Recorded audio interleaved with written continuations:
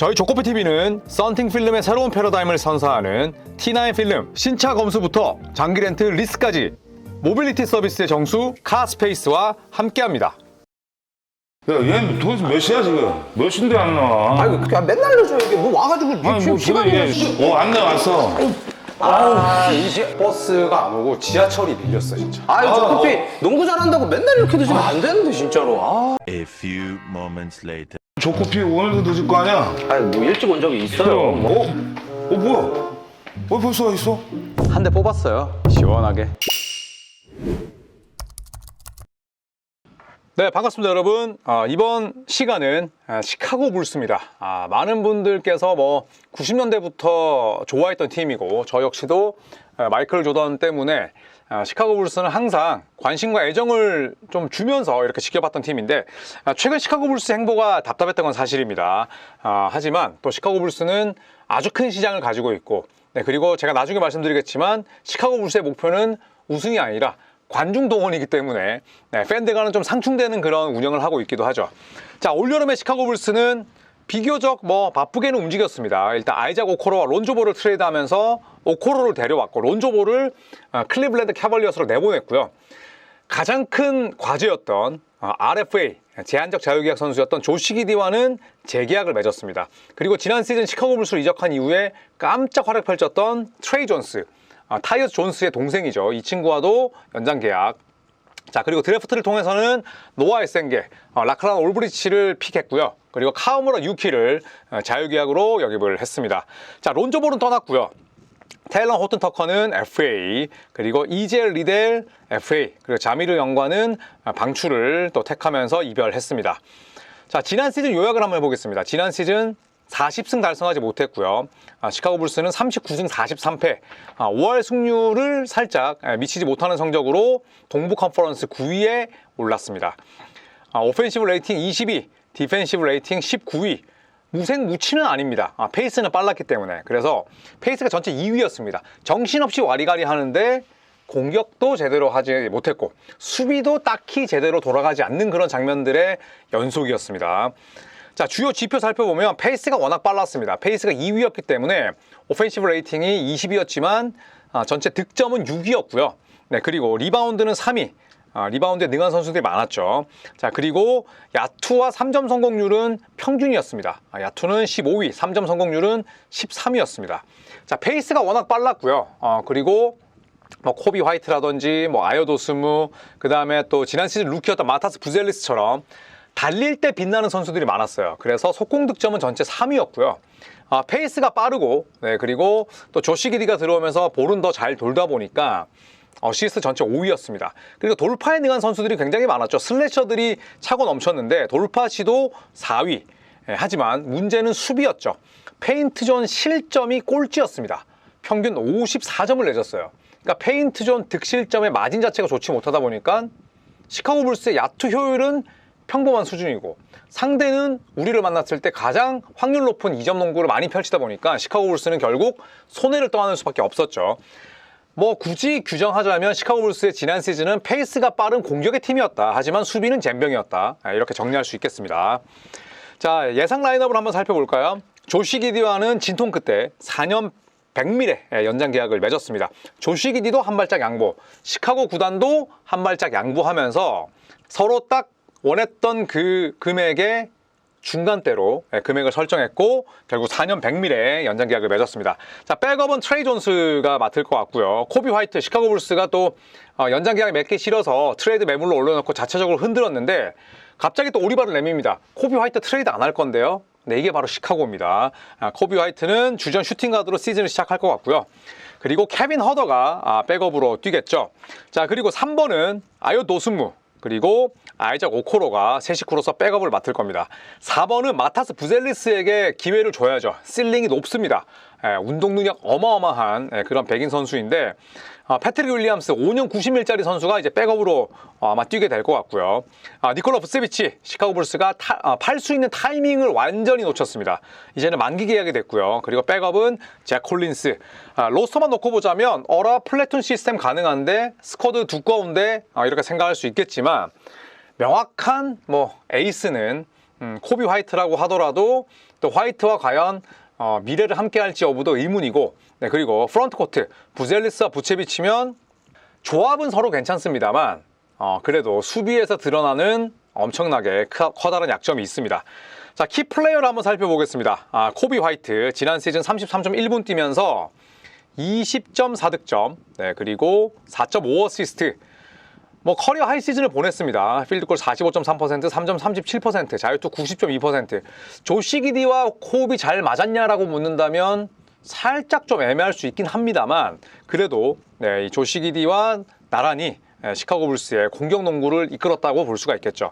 다만 이 코비 화이트와 시카고 불스가 연장 계약을 맺을지 여부는 불분명한데, 화이트가 만기 계약이 다가오기 때문에 아마도 시즌 도중에라도 이 화이트의 이름은 빅딜 루머에 굉장히 많이 오르내리지 않을까 생각을 합니다. 자, 그리고 두 번째는 역시 조시 기디죠. 진통 끝에 연장 계약 맺었고요. 이제는 시카고 불스의 에이스로서 향후 불스의 미래를 이끌어야 되는 선수입니다. 자, 지난 시즌에 30.2분 뛰면서 14.6득점, 8.1리바운드, 7.2 어시스트를 기록을 했습니다. 우리가 기디에게 바라는 딱 그 볼륨인데, 후반기에는 난리가 났어요. 후반기에는 필드골 50, 3점 40, 자유투 80까지 다 넘어버렸습니다. 막판에 시카고 불스의 시스템에 완전히 녹아들면서 시카고의 실질적인 에이스 역할을 했었죠.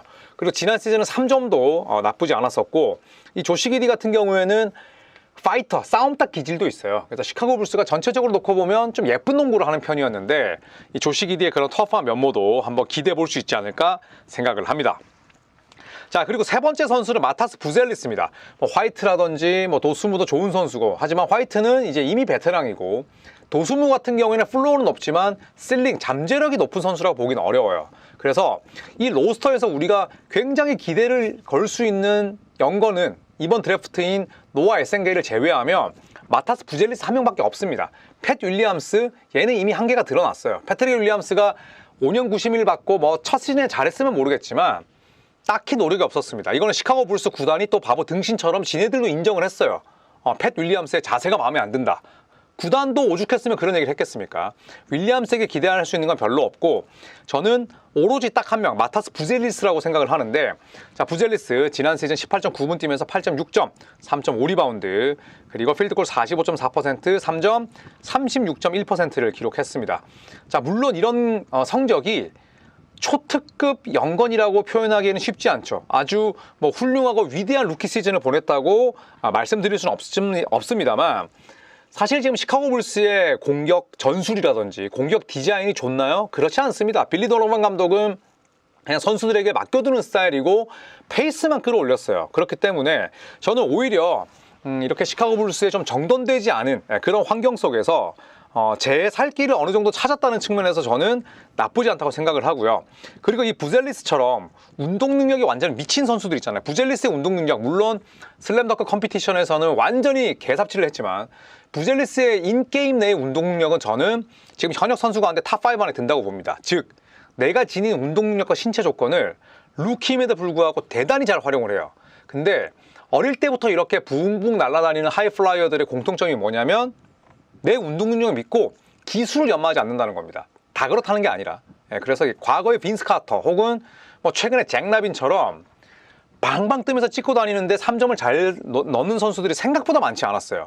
근데 부젤리스에게 제가 본 가능성은, 이 부젤리스는 제가 방금 말씀드렸던 빈스 카터나 잭 라빈보다도 키가 훨씬 크잖아요. 그럼에도 불구하고 이 부젤리스는 하이플라이어면서도 3점을 곧잘 던집니다. 자, 루키 시즌 때 마타스 부젤리스가 18.9분을 뛰었는데 18.9분 뛰면서 평균 3점 시도 개수가 3.3개였어요. 이것도 중요하고요. 많이 던지는 것도 실력입니다. 집어넣은 3점 성공 개수가 1.2개나 됩니다. 그래서 성공률이 자그마치 36.1%예요. 그렇기 때문에 저는 부젤리스에게 충분한 가능성이 있고, 이번 시즌 2년차 시즌 때 충분히 저는 브레이크아웃 할 수 있다. 껍질을 깨고 나올 수 있다. 평균 14점, 15점 넣어도 이상하지 않다라고 개인적으로 생각을 합니다. 자, 최고의 시나리오는 뭘까요? 공격 농구죠. 지금 빌리 도노반 감독의 성향상, 또 능력상, 그리고 시카고 불스의 현재 로스터를 놓고 봤을 때 수비 농구 됩니까? 안 됩니다. 부젤리스, 부세비치, 화이트 이런 선수들은 수비 농구가 안 돼요. 그렇기 때문에 저는 오히려 색깔을 확고한 공격 농구로 가져가면 더 나을 것이다. 그래서 오펜시브 레이팅이 하위권이었는데 뭐 한 12, 11위만 올려놔도 저는 성공이라고 봅니다. 두 번째는 코비 화이트가 팀의 방해에도 불구하고 올스타로 성장하는 거죠. 네, 이 팀은 현재까지는 뭐 조시 기디의 팀이기도 하지만 코비 화이트의 팀이기도 합니다. 팬 페이버릿이기도 하고 또 화이트가 지난 시즌에 여러 뭐 플레이 메이킹뿐만 아니라 판단력, 디시전 메이킹, 그 다음에 슈팅을 던지고 패스를 나가는 그 박자 자체가 굉장히 빨라졌어요. 농구에 눈을 떴다는 딱 그런 마음이 들었는데 저는 코비 화이트가 여기서 딱 한 발짝만 더 성장한다면 올스타로 간다고 보거든요. 그래서 화이트가 올스타급으로 성장을 한다면 시카고 불스도 성적이 더 오르지 않을까 개인적으로 생각을 합니다. 자, 최악의 시나리오 한번 살펴볼까요? 지지부진한 로스터 정리죠. 네, 가끔씩 시카고 불스를 보면 뭘 하고 싶은 거지? 이런 생각이 들 때가 뭐 부지기수입니다. 대표적인 게 뭐 잭 라빈에게 맥스 줬을 때도 그랬고요. 그러면서 라빈 처리하는데 얼마나 고생했습니까? 그리고 또 한 명, 팻 윌리엄스에게 팀 옵션도 아니고 플레이어 옵션이 들어간 5년 90밀짜리를 줬을 때 야, 이 제정신이 아니구나. 그리고 코비 화이트, 아요 도순무. 화이트는 시카고 불스가 직접 뽑아서 키운 뭐 프랜차이즈 스타고 도순무는 시카고에서 태어나서 나고 자란 시카고의 AD예요. 그 다음에 쌉니다, 가격이. 그런데 이 두 명을 끊임없이 쥐고 흔드는 거죠, 유타처럼. 유타가 자기네들 선수들 흔들다가 지금 저렇게 됐잖아요. 시카고 불스도 지금 그러고 있는데 시카고 불스가 이런 로스터 정리를 계속 지지부진하게 하는 겁니다. 코비 화이트 연장 계약을 뭐 스탠스를 애매하게 한다든지 팔 건 빨리 팔고 부세비치 트레이드 하는데 맨 처음에 1라운드 픽 원했다가 지금은 2라운드 픽도 뭐 간당간당 하잖아요. 여기에다 잭 콜린스 만기입니다. 여기에 케빈 허더 만기예요. 아요 도순무도 만기입니다. 그래서 이 만기 자원을 어떻게 잘 처리할 것이냐. 저는 이도저도 뭐 못할 것이다. 그냥 계속 소문만 나게 하고 연기만 피어오르고 시카고 불스의 팀 분위기만 저는 어수선하게 만들면서 끝나는 게 최악의 시나리오다. 결단을 내릴 것만 빨리 내려야 된다라고 저는 생각을 하는데 뭐 시카고 불스의 프런트 많은 것을 기대하기 어렵죠.